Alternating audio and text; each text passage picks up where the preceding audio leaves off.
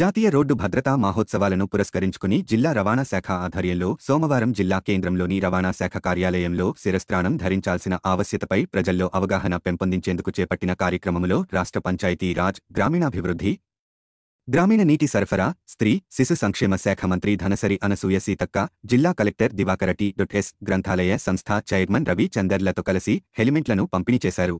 ఈ సందర్భంగా మంత్రి సీతక్క మాట్లాడుతూ హెల్మెట్ ధరించకుండా వాహనాలు నడపడం వల్ల ప్రమాదాలు జరిగిన సమయాలలో విలువైన నిండు ప్రాణాలను కోల్పోతున్నారని అన్నారు. ట్రాఫిక్ నిబంధనలు పాటించకపోవడం వల్ల ప్రమాద ఘటనలు చోటు చేసుకుంటున్నాయని అన్నారు. ట్రాఫిక్ నిబంధనలు పాటించకుండా అతివేగంగా వాహనాలు నడపడం, హెల్మెట్, సీట్ బెల్ట్ ధరించకపోవడం వంటివి రోడ్డు ప్రమాదాలకు ప్రధాన కారణం అవుతున్నాయని అన్నారు. అక్కడేదో ఆగింది, అది ఆగే పద్ధతిలో ఆగే బ్రేక్లు వేసుకోవాలి. అట్లా కాకుండా సడన్ గా బ్రేక్లు వేస్తాం.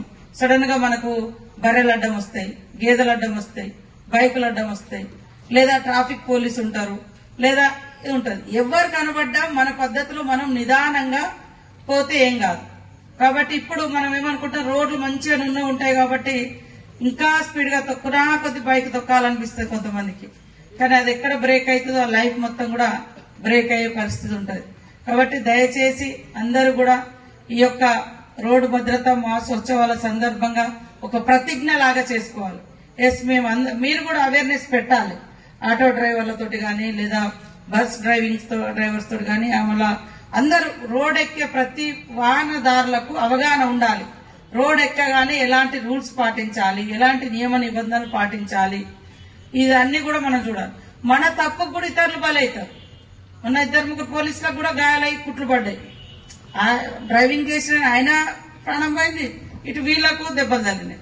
అంటే వాళ్ళకి సంబంధం లేదు, ఇక్కడెక్కడో పక్కన నిలబడ్డారు, ఆయన చిట్టు గుద్దేసింది.